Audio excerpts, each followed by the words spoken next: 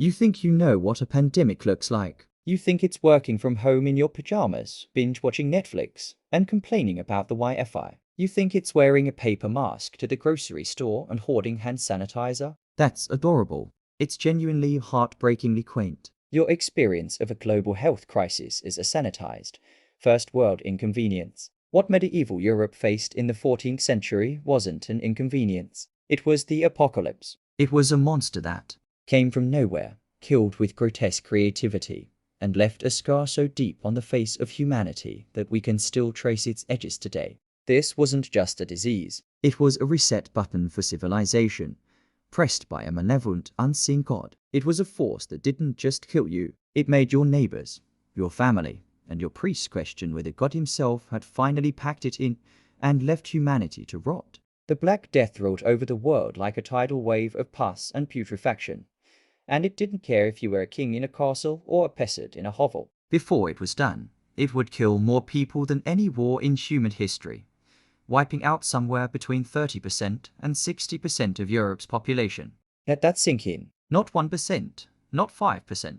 Half. Imagine every other person you know, your friends, your family, your co-workers gone in the span of a few years. So, when we ask the question, could you survive the Black Death? We're not just asking if you could dodge a germ. We're asking if you could survive the complete and total collapse of human society. Could you survive watching your loved ones die in agony? Could you survive a world without laws, without hope, without medicine? Could you survive when the only thing more contagious than the plague was fear itself? The horror began, as it so often does, with money. In 1346, at the bustling trade port of Caffa on the Black Sea, a group of Italian merchants found themselves under siege by a Mongol army. But the besieging army had a problem.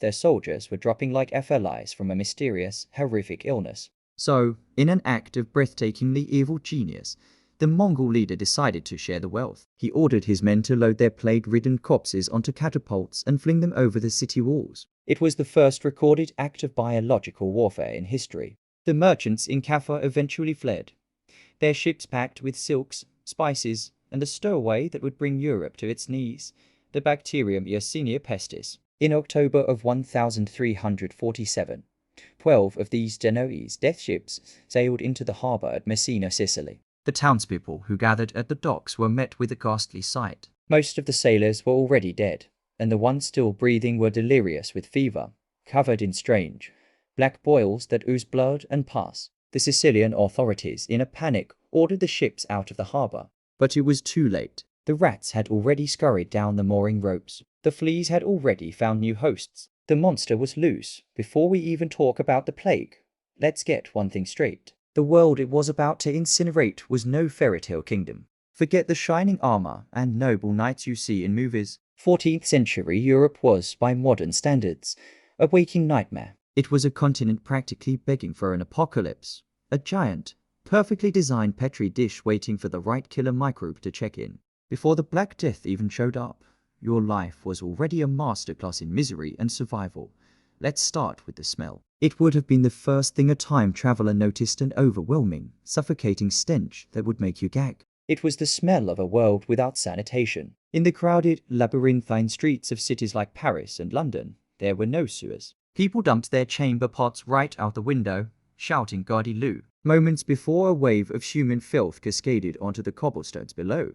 Animal waste from horses, pigs, and chickens that roamed freely mixed with rotting garbage and the offal tossed out by butchers. The medieval version of waste management was a hungry pig. Rivers like the Thames weren't sparkling waterways. They were open cesspools, choked with so much filth that they were practically sludge. People believed that bad smells miasma caused disease, so they carried little pouches of sweet-smelling herbs called pomanders to hold to their noses. It was the equivalent of trying to fix a gas leak with a single scented candle. And what about personal hygiene? You'd fit right in if you considered bathing a dangerous, once-a-year activity. Most people believed that opening the body's pores with hot water was an invitation for disease to enter. They would wash their hands and face, maybe, but a full-body bath was a rare and suspicious event, often reserved for major holidays. Your clothes, typically made of wool, were rarely washed and were crawling with lice and fleas. These weren't just an annoyance. They were a fact of life. You'd spend your evenings picking them of yourself and your family members. Fleas weren't just on the dogs. They were in your bed, in your clothes, on you. And nobody knew that these tiny, irritating parasites were about to become the most efficient killing machines on the planet. Now, let's talk about what you ate. If you were a peasant witch, statistically, you almost certainly would be your diet was a monotonous, nutrient-poor slog. The main course, for breakfast, lunch, and dinner, was something called pottage. This was a thin, watery stew made from whatever grains and vegetables you could grow, like peas, cabbage, and onions. It was cooked in a single pot that was rarely cleaned out, with new ingredients simply added on top of the old. It was the medieval version of Mome's mystery stew, except the mystery ingredient was often weevils, dirt, or mold. Your other main food group was bread. But this wasn't fluffy, sliced bread. It was dense, dark, coarse bread made from rye or Barley, often contaminated with grit from the stone grinding wheels, which slowly wore down your teeth. sometimes the rye would be infected with a fungus called ergot, leading to a delightful condition called SD. Antony's fire, which caused hallucinations, burning sensations in your limbs, gangrene, and death. So, even your daily bread was playing Russian roulette with your life. This widespread malnutrition was critical. Just a few decades before the Black Death, from 1315 to 1317, the Great Famine had ravaged Europe, killing millions and leaving the survivors with permanently weakened immune systems. The continent was overpopulated, the climate was getting colder, and crop yields were failing. People were smaller, weaker, and more susceptible to disease than ever before.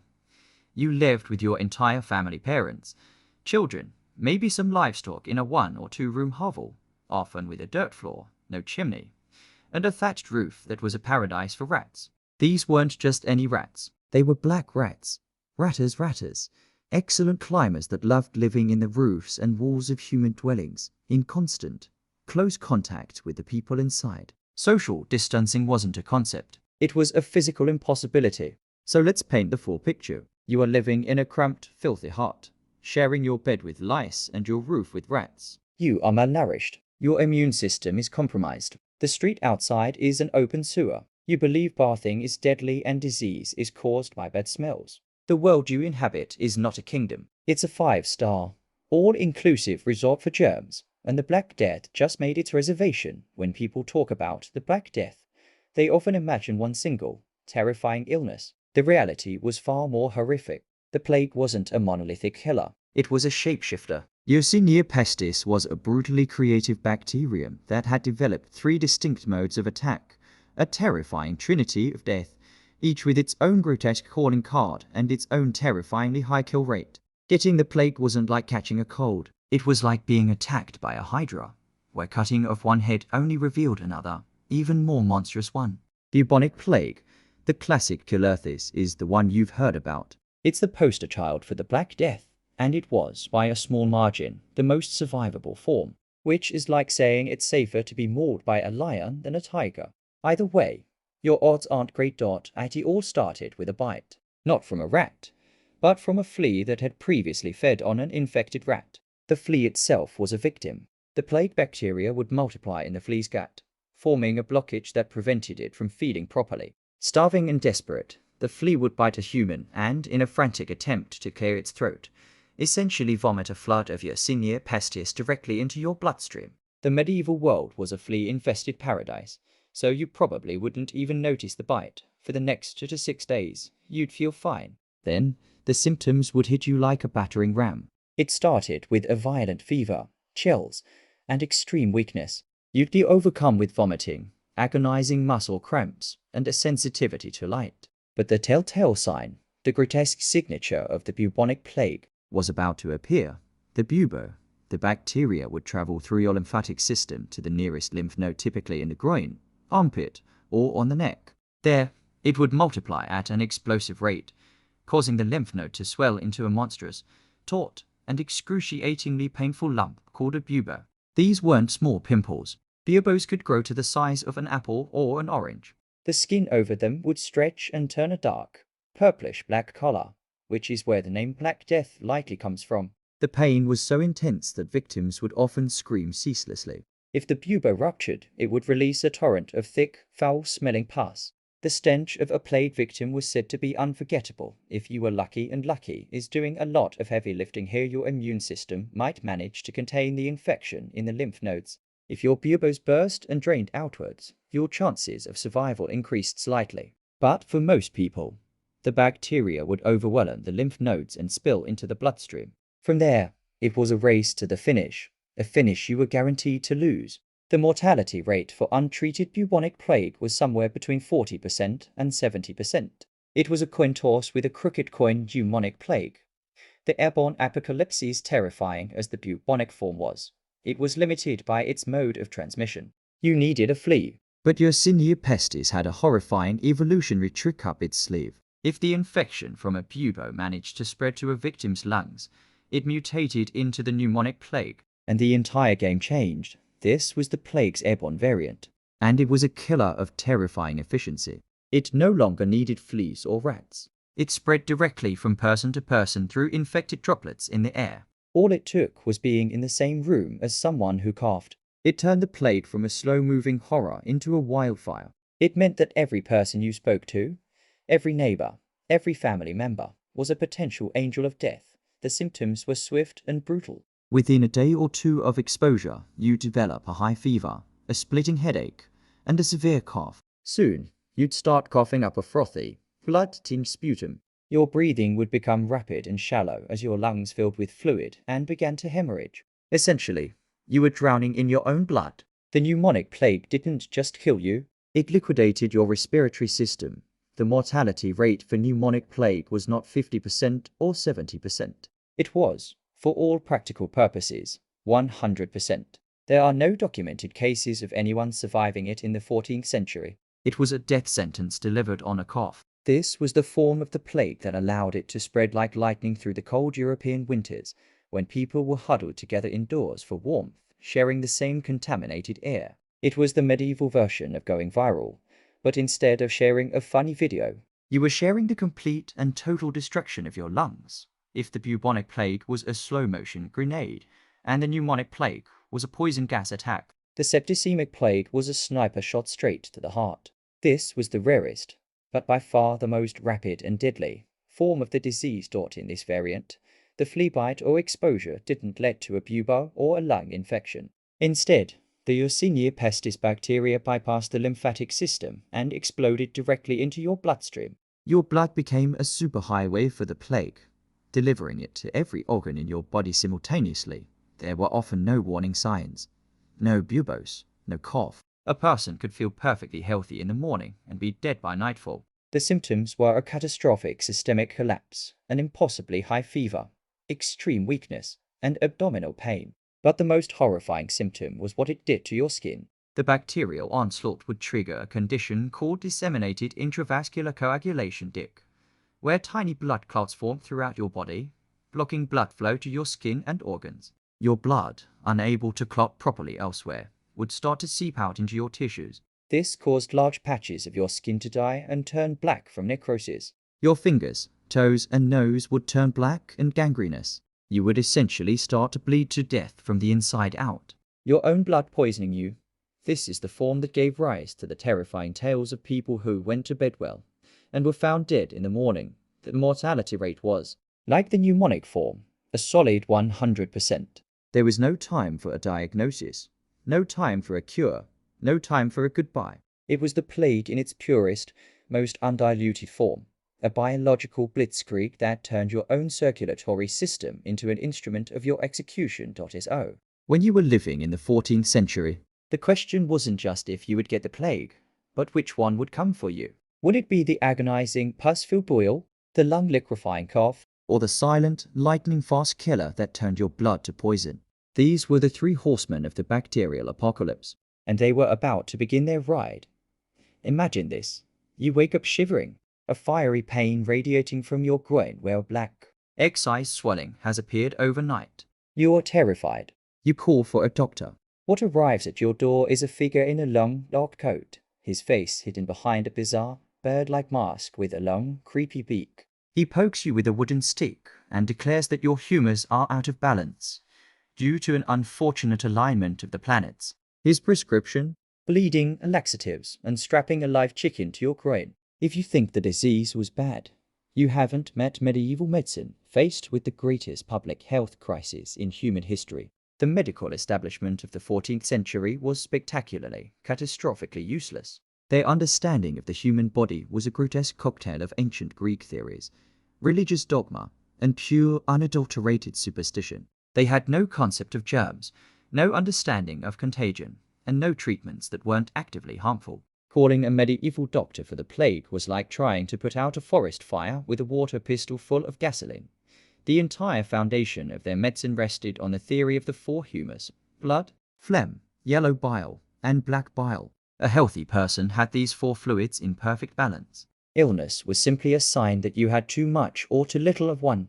The plague, with its fever and dark buboes, was obviously a case of too much hot, corrupt blood. The solution? Get it out. This led to the single most common medical procedure of the era: bloodletting.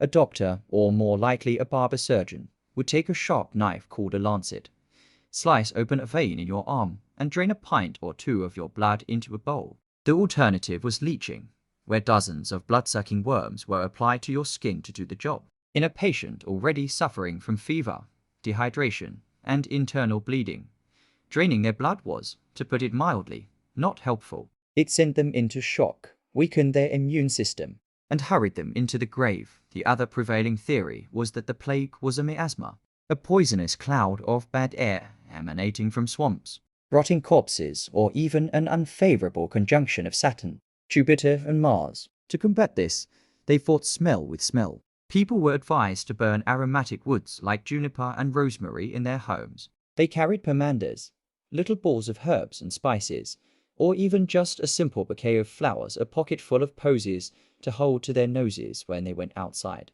In one of the most absurd prescriptions, physicians in Paris advised people to live near and breathe in the fumes from public latrines, believing that one bad smell would cancel out another. It was like trying to cure food poisoning by eating more rotten food. But what about the buboes themselves? The doctors knew these were the epicenter of the disease, and they had a plan for them. Cut them open. A surgeon would take a knife and lance the bubo, releasing the torrent of foul-smelling, infected pus. While this might have occasionally helped if the bubo was ready to drain naturally, performing surgery with unsterilized instruments in a filthy environment almost always led to secondary infections and sepsis. If that didn't work, there were other, more holistic approaches. The Vickery method, named after a famous English surgeon, involved taking a live, healthy chicken, plucking the feathers from its backside, and strapping it directly onto the plague sore. The theory was that the chicken, being a pure creature, would absorb the pestilence from the victim's body. The chicken would get sick and die, and the person would be cured. Unsurprisingly, this only resulted in a dead chicken and a still dying patient, and then there were the potions. Medical texts of the day were filled with recipes for plague cures that sound like a witch's shopping list. A common one involved a paste made from molasses and 10-year-old treacle. Others called for crushed emeralds, which the wealthy would grind into a powder and drink with wine. Arsenic and mercury, both deadly poisons, were also popular ingredients. Based on the logic that a strong poison could drive out the poison of the plague, the most iconic image of this medical failure is, of course, the plague doctor. That terrifying beaked mask wasn't just for show.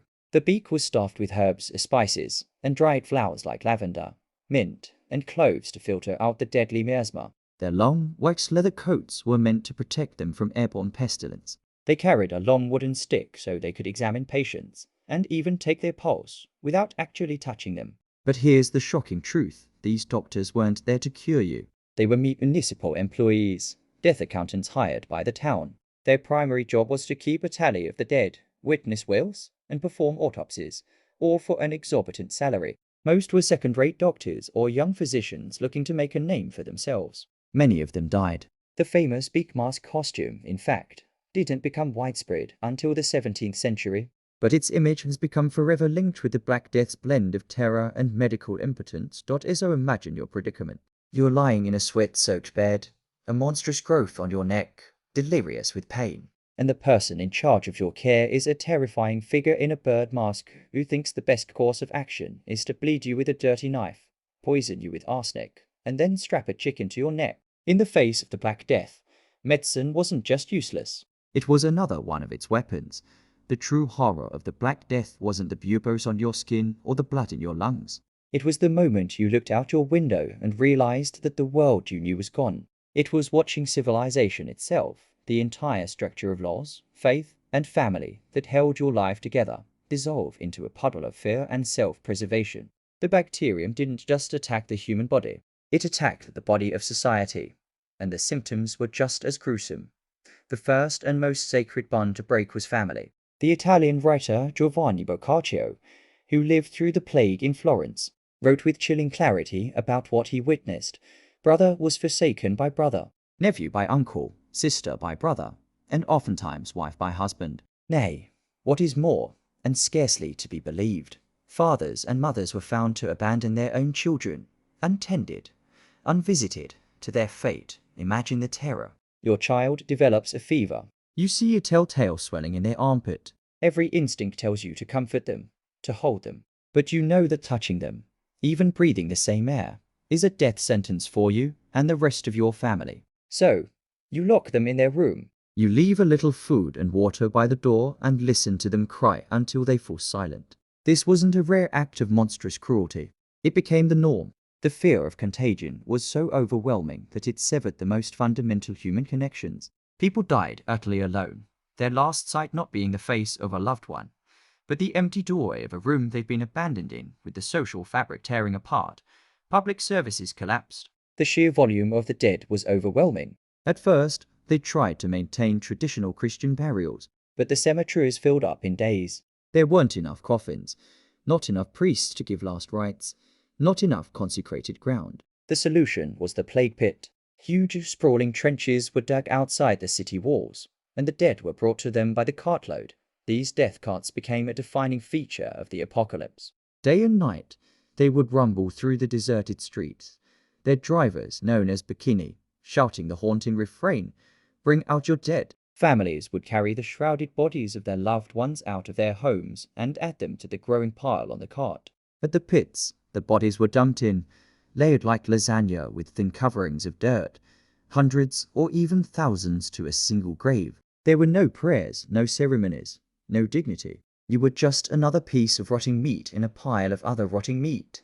The bikini themselves became a terrifying new social class. They were often criminals or desperate men who took on the most dangerous job in the world. Drunk on stolen wine and emboldened by their seeming immunity, they held the power of life and death. They would extort families for money to collect a body, break into the homes of the dying to loot their possessions, and abuse those who were too weak to fight back. They were the ghouls of the plague years, with government officials and law enforcement either dead or in hiding. Total lawlessness descended. The normal rules of society vanished. People broke into the abandoned homes of the wealthy, feasting on their food and drinking their wine. Wills and inheritances became meaningless. Why worry about tomorrow when you would almost certainly be dead? This nihilism led to two opposing reactions. Some, like Boccaccio described, turned to frantic hedonism. Believing their time was short, they gave themselves over to carnal pleasures. They roamed the city in drunken mobs, moving from one empty tavern to the next, holding debauched parties in the lavish homes of their dead neighbors. They stooped to every kind of lewdness, Boccaccio wrote. It was a city-wide, end-of-the-world party. Others ran in the opposite direction, toward extreme piety. They saw the plague as God's divine punishment for the sins of mankind. They spent their days in prayer and fasting, barricading themselves in their homes to avoid not just the sickness, but the sinfulness of the outside world. Churches were packed with the terrified and the faithful, ironically creating perfect environments for the pneumonic plague to spread even faster. The world became a terrifying paradox. The cities were emptier than they had ever been, yet you felt more threatened by the few people still alive than you did by the silence. Imagine walking through the streets of your hometown. The shops are shuttered. The houses are marked with a red cross, a sign of the plague within. The only sounds are the distant ringing of a church bell, the rumble of the death cart, and the occasional scream from a window. This wasn't a society in crisis. It was a society in the process of ceasing to exist. It was a zombie apocalypse, but the monsters weren't the undead. They were your desperate, terrified, and utterly human neighbors when a horror descends that is too vast to comprehend. When your prayers go unanswered and your doctors are useless. The human mind is something predictable and terrible. It looks for a scapegoat. The Black Death was a mystery. It came from nowhere, killed indiscriminately, and defied all reason. Unable to fight the disease, The people of Europe turned their fear and rage on each other, creating a second, man-made plague of violence and fanaticism that was, in some ways, even more terrifying than the first. One of the most bizarre and disturbing phenomena to emerge from the plague years was the flagellant movement. It began in Germany and quickly spread across Europe. A mass religious hysteria that was part performance art, part public penance, and part death cult. These were processions of hundreds, sometimes thousands of people marching from town to town in a grim parade of piety. They were dressed in dark robes, their faces often hidden by hoods, chanting hymns and carrying crosses. Their main event, however, was the ritual of public self-flagellation. Twice a day, they would gather in the main square of whatever town they were visiting, stripped to the waist, and begin to whip themselves and each other into a bloody frenzy. They used brutal leather scourges, often tipped with sharp iron studs. They would flog themselves until their backs were a raw, Bleeding pulp, believing that by mortifying their own flesh, they could atone for the sins of humanity and convince God to lift the plague at first. the flagellants were welcomed as heroes, holy men whose extreme devotion might actually work. The townspeople would gather to watch the gruesome spectacle, weeping and praying. They would dip cloths in the flagellants' blood, treating them as holy relics. For a brief moment, these bloody processions were like the rock stars of the apocalypse. But the movement quickly turned dark. Their leaders began to claim they could forgive sins and perform miracles, directly challenging the authority of the church. They became a rogue, mobile army of fanatics, and they needed an enemy. They preached that the plague was God's punishment, but that certain groups were to blame for God's anger. And they had a very specific group in mind. As the flagellants marched through the towns of the Rhineland, they preached a simple and poisonous message. The Jews had caused the plague. This was the spark that lit a continent-wide fire of anti-Semitic violence. A host of insane conspiracy theories began to circulate. The most popular was that a secret cabal of Jewish leaders had plotted to wipe out Christianity by poisoning the wells of every major European city. It didn't matter that this was logistically impossible. It didn't matter that Jews were dying from the plague at the same rate as Christians. Fear doesn't listen to reason. In town after town, the Christian population, often spurred on by the flagellants, would descend into a homicidal rage. They would drag the entire Jewish population, men, women, and children, from their homes and give them a simple choice: convert to Christianity on the spot, or die. The methods were horrific. In some towns, they were rounded up and burned alive en masse in giant wooden structures. In others, they were led to the town square and slaughtered by the sword. In the city of Strasbourg in 1349, even before the plague had arrived there, the town council, fueled by paranoia, arrested the city's entire Jewish population of 2,000. They were taken to the Jewish cemetery, where a massive wooden platform had been built. Those who agreed to be baptized were spared. The rest, nearly 1,000 people, were forced onto the platform, and it was set on fire. It was one of the single largest massacres of Jews before the Holocaust. Some rulers, like Pope Clement V, tried to stop the violence. He issued a papal bull stating that the Jews were not to blame, pointing out the obvious fact that they were dying too. But his words were powerless against the tide of mass hysteria. Local lords and nobles, who often owed large sums of money to Jewish lenders, saw the pogroms as a convenient way to clear their debts by killing their creditors. This was the ultimate horror of the blame game. The plague was an indiscriminate killer, a force of nature. But the pogroms were a choice. They were a deliberate act of human evil, a genocide carried out in the shadow of a pandemic. It proved that the most terrifying monster unleashed by the Black Death wasn't a bacterium. It was the darkness lurking within the human heart, just waiting for an excuse to come out and play. All right, enough doom and gloom. Let's get practical. Let's say you're dropped into 14th century Europe as the first wave of the plague is hitting. The death carts are starting their routes, and the air is thick with fear and miasma. What do you do? How could you, with your modern knowledge, actually survive? Let's be clear, your chances are terrible. Survival was a brutal calculus of wealth, geography, and pure dumb luck. But there were strategies, and some of them actually worked. This was, without a doubt, the single most effective survival strategy. Get out. The plague was a disease of crowds, of commerce, of cities. It thrived in the densely packed, filthy urban centers. If you could get away from people, you could get away from the disease. This is exactly what the characters in Boccaccio's The Decameron did. The book's frame story follows a group of 7 young women and 3 young men who flee the plague-ridden city of Florence for a secluded villa in the countryside. There, they wait out the apocalypse by telling stories, singing songs, and generally having a lovely time while the world burns.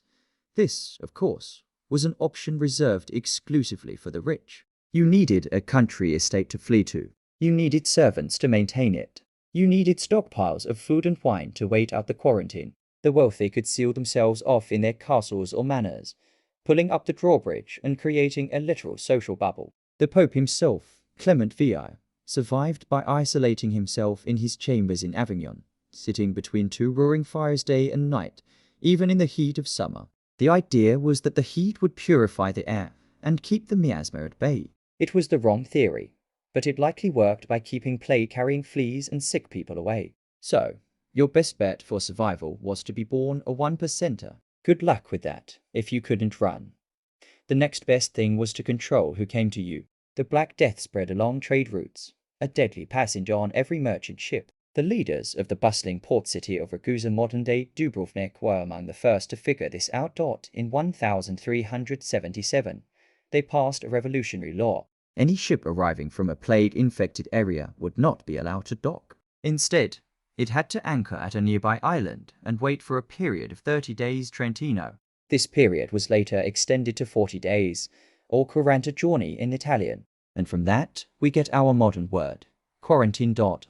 It was a brilliant, common-sense innovation. By isolating potentially infected sailors and cargo, they could stop the plague before it ever touched their shores. Other Italian city-states like Venice quickly adopted the practice, setting up isolated quarantine stations called lazarettos on nearby islands. This was the birth of organized public health. It was the first time a government took coordinated, large-scale action to contain the spread of a disease. It didn't save everyone, and it came too late for the first devastating wave of the plague. But it was a monumental step forward, and a strategy that actually had a basis in reality. Unlike sitting between 2 fires or strapping a chicken to your groin, if you were a poor peasant stuck in your village, your options were far more limited. You couldn't flee to a country villa, and you couldn't impose a naval quarantine. Your survival depended on a strange mix of instinct and folklore. The most effective thing you could do was simply avoid the sick. This seems obvious to us, but in a time when caring for sick family members was a sacred duty, it was a radical and heartbreaking choice. People who were ruthless enough to abandon their loved ones and barricade themselves in their homes had a better chance of survival. They didn't know about germs, but they knew that proximity to the sick meant death. Fighting the miasma also led to some accidentally helpful behaviors. People would burn fragrant woods, clean their houses with vinegar, and carry pouches of herbs. While this did nothing to the air, the strong smells may have acted as a natural flea repellent. Vinegar is also a mild disinfectant. They were doing the right things for the completely wrong reasons, and then there was pure superstition. People wore magical amulets, recited special prayers, and believed in all sorts of bizarre preventative measures. They were told to avoid bathing, to avoid exercise, and to avoid sad thoughts, as melancholy could unbalance the humors and make one susceptible. They were told not to eat fish, fruit, or even olive oil. None of this worked, of course, but in a world where you have no control, a useless ritual is better than nothing at all. Finally, there's the inconvenient truth that for many survival was a complete genetic lottery. We now know that some people of European descent carry a specific gene mutation called CCR5 delta 32. This mutation makes it much harder for certain viruses, like HIV, to enter human cells. It's also believed that this same mutation may have provided some protection against the plague bacterium, making those who carried it less likely to die. Your survival, in the end, may have had nothing to do with your choices and everything to do with a lucky roll of the genetic die centuries before you were even born. So your survival guide is simple. Be rich, be ruthless, live in a city with a very smart government, or have a freakishly helpful genetic mutation. If you don't tick any of those boxes, you're probably just another body on the death cart. The statistics are numbing. The historical accounts are chilling. But to truly understand the horror, you have to walk the streets. So let's do that. You are no longer a 21st century observer. You are a common laborer, living with your wife and 2 young children in a one-room tenement in the heart of London. In the autumn of 1348, the great pestilence has arrived. This is your day. You don't wake up to an alarm clock. You wake up to the bells. Not the cheerful morning bells calling people to work, but the slow, heavy, constant toll of the death knell. Every toll signifies another soul departed. This morning, the bells from the different parish churches are overlapping, creating a constant, discordant dirge that has become the soundtrack to your life. The air in your small, windowless room is thick and foul. It smells of stale sweat, wood smoke, and something else. The sickly sweet, cloying smell of decay that seems to seep through the very walls of the city. Your first panicked thought, the same one you have every morning, is to check your family. You run your hands over your wife, your children, feeling for the telltale fever, searching their necks and armpits for the dreaded bubo. This morning, they are clear. You feel a surge of relief so intense it almost makes you vomit. But it's a temporary relief. It's not a question of if, but when, you need food. You open the heavy wooden door and the full sensory assault of plague-ridden London hits you. The street, narrow and slick with mud and filth, is eerily quiet. A few figures hurry past, faces covered with cloths, eyes wide with fear. No one makes eye contact. Every stranger is a potential carrier of death. A cart rumbles by, but it's not carrying goods to market. It's the death cart, piled high with the lumpy, shrouded forms of last night's dead. You avert your eyes and hold the vinegar-soaked rag you carry to your nose, praying the fumes will protect you.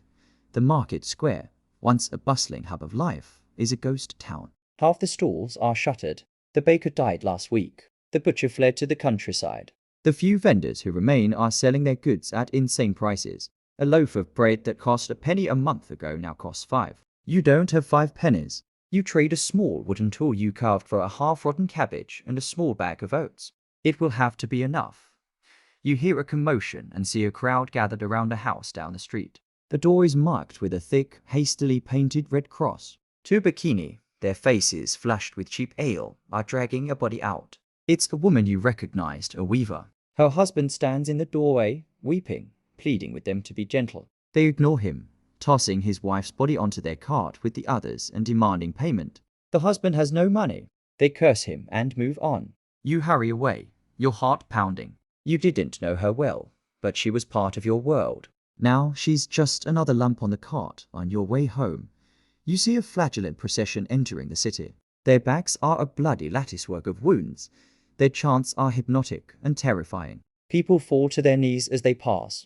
You see the desperate hope in their eyes, a belief that these holy men and their violent penance will save them. You just feel a deeper dread. Their fanaticism is just as scary as the silence. As dusk falls, a different kind of fear descends on the city. The silence.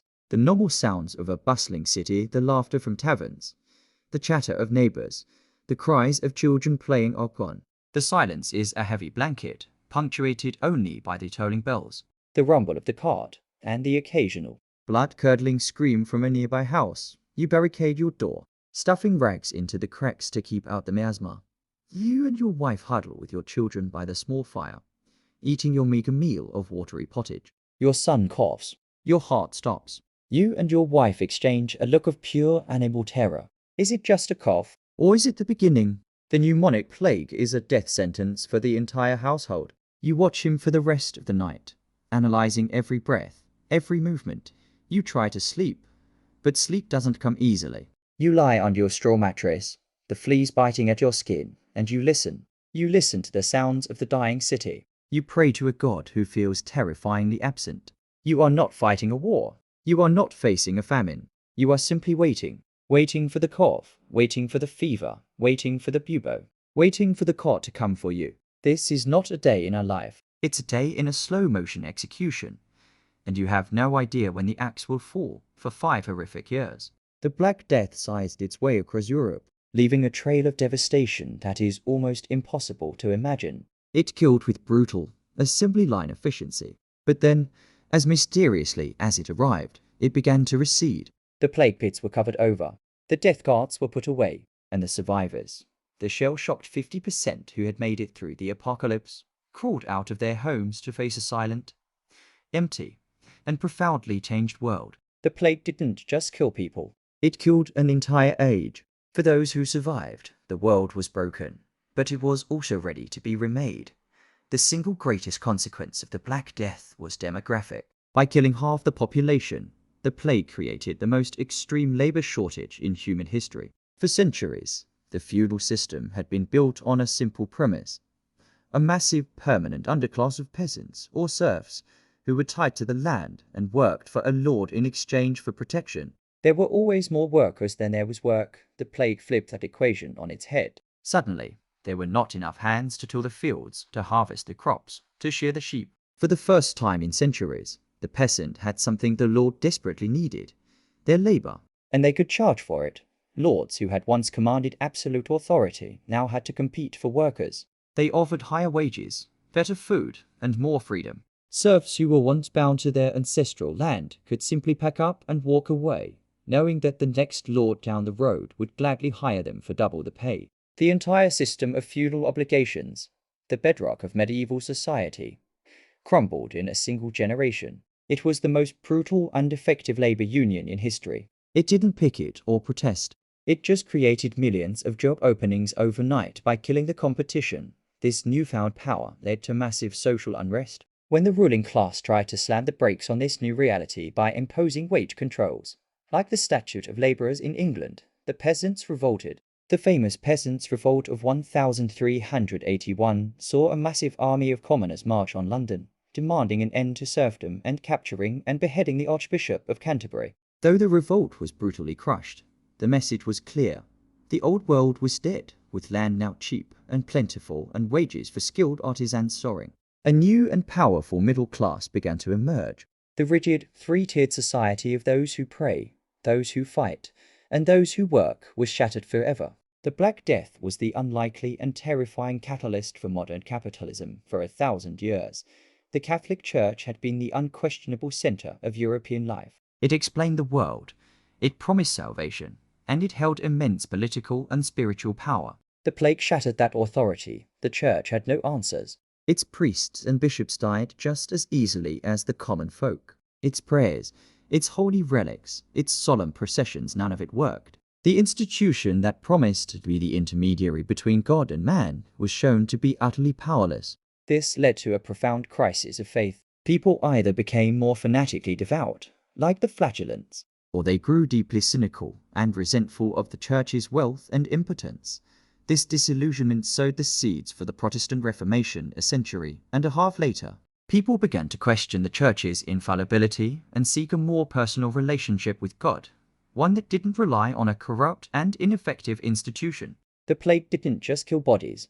It mortally wounded the spiritual monopoly of the Catholic Church. The psychological trauma of the plague seeped into every aspect of European culture, especially its art. The art of the late Middle Ages became obsessed with death, decay, and the fragility of human life. A new and morbid artistic genre emerged: the dance macabre, or dance of death. These were paintings and woodcuts that depicted skeletons, personifications of death, gleefully leading people from all walks of life, popes, kings, knights, peasants, children, in a final dance to the grave. The message was simple and subversive. Death is the great equalizer. Your wealth, your power, your piety, none of it matters. The grave comes for everyone. Literature, too, reflected this new, grim reality. Boccaccio's Decameron, with its frame story of fleeing the plague, is the most famous example. The theme of Memento Mori, remember you must die, became pervasive. People were surrounded by death on an unimaginable scale, and their culture reflected their trauma. The Black Death was an unparalleled catastrophe. It was 5 years of unrelenting horror that pushed humanity to the brink. But in its wake, it left a world scrubbed clean of its old certainties. It accelerated a century of social, economic, and religious change into a few short years. The stagnant, rigid world of the High Middle Ages was dead. From its ashes, something new and dynamic would eventually rise: the Renaissance, the Reformation, and the dawn of the modern world. The world we live in today is, in a very real sense, a world built on a foundation of plate bones. It's tempting to consign the Black Death to the dusty, cobweb pages of history. It's a medieval horror story, a tale from a distant, primitive past of superstition and filth. We have antibiotics. We have germ theory. We have global health organizations. We're safe, right? Well, let's not get too comfortable. The monster that brought Europe to its knees never really went away, and our modern, hyper-connected world might be far more fragile than we think.